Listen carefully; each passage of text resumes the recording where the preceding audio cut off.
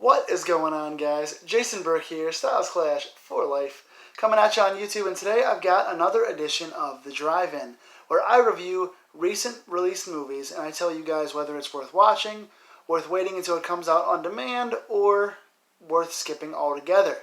And today I've got another movie that came out officially in 2019. It came out and got some publicity on the indie circuit, on the festival circuit in 2018, but I don't count that as the official release. This came out officially this year in 2019. It is Nightmare Cinema. It had a lot of big names attached to it, executive producing, directing. It is a modern-day horror anthology, and I've got to say, I love horror anthologies. When they're done right, they are classics. I love, Creepshow and The Twilight Zone and Trick or Treat and all of the classic Cat's Eye and all of the old shows from TV.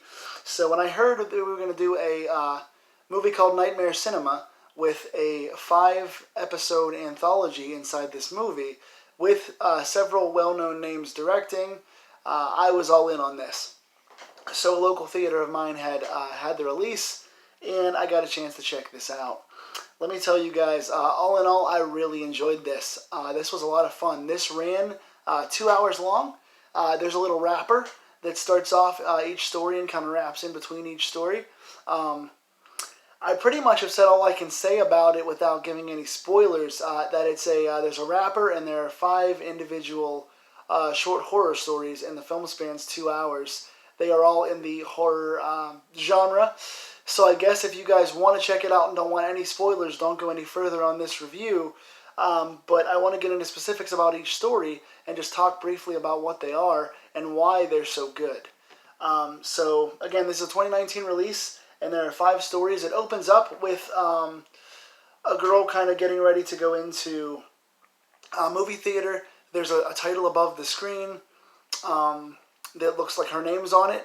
So she goes in, is kind of forced and magnetized to sit down in this theater and watch her movie. Basically, the idea behind this wrapper is there is someone called the Projectionist, played by Mickey Rourke, and played awesomely by Mickey Rourke. The acting is really good in this entire thing, and especially Mickey. He's called the Projectionist, and he plays the movies in his theater represent the fears and the future of these characters. So all these things that he plays on his screen are not only the biggest fears of the people he gets in there, but he can see the future as well, and it actually goes to happen to them. So he is luring people in and playing their fears on the big screen, and I guess feeding off that fear. So each time a character sees their name or sees a really interesting title on this Rialto movie title projector sign and come in to then watch themselves be tortured or killed or something on the big screen.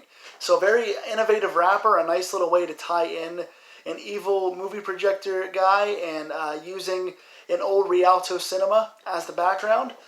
Hence the title, Nightmare Cinema. I think it's creative. I think it's fun. I think the acting is strong in these wrappers. And now we get into the 5 stories. The first one's called The Thing in the Woods, and it is directed by Alejandro Brugué. I hope I'm saying that right. I'm sure I'm butchering it. Sorry, Alejandro, if I'm butchering it, but I really enjoyed this. It is a classic take on the old 70s and 80s slashers. Kids are running from a guy in the woods trying to take them out one by one. They're running through the woods trying to survive, and this killer is brutally taking them out. The cool thing about the twist is when it comes down to the final girl and the killer gets unmasked, he goes back into flashbacks. Again, spoiler. And he talks about why he's doing this. One of the boyfriends of the main character went into the woods. They found there was like a meteor crash connected to this thing that crashed on Earth. There's a bunch of radioactive little evil bugs coming in, going inside people's bodies and taking over their bodies, causing them to turn evil. And this so-called antagonist killer is chasing down and killing his friends because they're all possessed by these bugs. So you think it's a classic 70s and 80s slasher. It's actually a sci-fi survival kind of movie. So big time swerve, big bait and switch. Starts off with a nice classic feel and makes a nice turn. I really like this one. I think this is one of the best, probably one of the best 2, if not the best one, story in this whole thing. I really, really enjoyed that. And then, of course, at the end, big twist. The main character tries to fight off all the bugs, and he gets possessed by a bug as well. Great camera work, good gore, love this one. Second, we have one called Mirari, directed by Joe Dante. You guys all know Joe Dante. This is a lot of fun. It is a girlfriend about to marry a guy, but she has a scar on her face that she's very self-conscious about, and she gets teased about. So the boyfriend talks to her and convinces her to go to a place where his mom went to get plastic surgery so she can be ready for her wedding day and be confident in herself. Once she gets there, the overzealous doctor kind of works on more than just the scar, does all kind of things to her face. Long story short, this hospital is not what it seems. He makes her hideous and overly done. We meet the mother at the end, who's also hideous and overly done. It is a classic, scary, overnight hospital, horrifying trope on beauty and insecurity and all these alterations doctors can make. So a fun, tense little movie that I really enjoyed. This, again, was a very good one. Then we had Mashit, directed by Ryuhei Kitamura. Let me try that again. Mashit, directed by Ryuhei Kitamura. I hope I didn't butcher that as well. I really enjoyed this one too. This is a somebody jumps off of or is possessed into jumping off of a tower of some sort. We see a priest watching after a bunch of children. We realize that priest is lustfully sleeping with one of his nuns or somebody else in the order. Because of that, a demon is coming to get revenge and seek revenge for the lust and greed, possessing one of the adults and trying to take control of the kids. Starts a little bit slow, winds up being really, really good by the end. Excellent music, excellent tension. The camera work in this is really good. And the children getting hacked to pieces by this priest. I usually don't like when they use church and priest. The pacing usually is slow, it's a little dark, it's a little preachy. This was not. This was a fun, apocalyptic style, demonic, good backgrounds, good camera work, really good soundtrack in this one. I like the pacing of this. By the end, it got really, really good. Another standout in this awesome anthology. And then, of course, as it ends, the new person who survives, one of the protagonists, becomes possessed by the demon and leads these children back to evil. So again, a lot of these end with slightly silly and sometimes very serious evil twists, which I always enjoy in my anthologies. Then we had The Way to Egress. This probably was the weakest of the five and the one I didn't connect with the most. Directed by David Slade. It is a mother kind of in the vein of like They Live. She's seeing the evil in everyone. She's seeing their faces all transformed and hearing them talk in evil voices. Her husband just left her. She's there with her kids. This doctor's trying to convince her she might be crazy.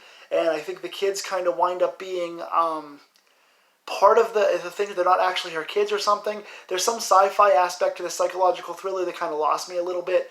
The premise starts off really good. The acting is good. It's in black and white. The backgrounds they chose, the location is great. All the blood and dirtiness on the wall and everything is nice. It's a good atmosphere, but I didn't really get the twist. I guess the kids aren't really her kids. They're just doctors, and they're trying to all conspire against her. But she survives at the end, I think. A little strange. Had a lot of good things about it, but didn't really catch me in the end. So while this was not terrible, it was my least favorite of the five. And then finally we had Dead by Mick Garris, the famous, amazing Mick Garris. I like this a lot. This was... a boy has both of his parents shot by a robber. He watches them die. He gets shot himself. He barely survives. There's a lot going on in this one. There's hospital orderlies trying to not let him know that his parents are dead.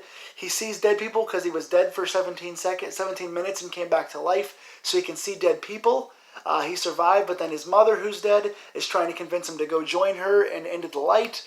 The robber, who doesn't want him to turn him in, tries to come and actually kill him. There's a girl in the hospital that becomes his friend and tries to save his life, but then she dies and he can see her because she's dead. There's a lot of things going on. It's a little nuanced and layered, but I really enjoyed it. Overall, there's a lot of nice jump scares, a nice use of the hospital, and the kid and all the kids in this are really good actors as well. So I really enjoyed this one also. And then at the end of the wrapper, Mickey Rourke's character, the projectionist, tells us that, again, everyone in the theater that came to see these movies is now dead, and these movies represent their greatest fears and the future that they cannot outrun. So all these things happen in real life. So awesome wrapper. 5 solid stories. 2 I thought were really good. Mashit and The Thing in the Woods were the best. Dead and Mirari both were very good as well. And The Way to Egress was not bad. So 5 solid stories, 4 really good ones, 2 amazing standouts, nothing bad in this. And the rapper especially was strong. So good cinematography throughout, good lighting, good music, and I really enjoyed this overall. Nightmare Cinema is a good 2019 anthology that is now in my top 10. I'm going to give this movie 7.5 out of 10.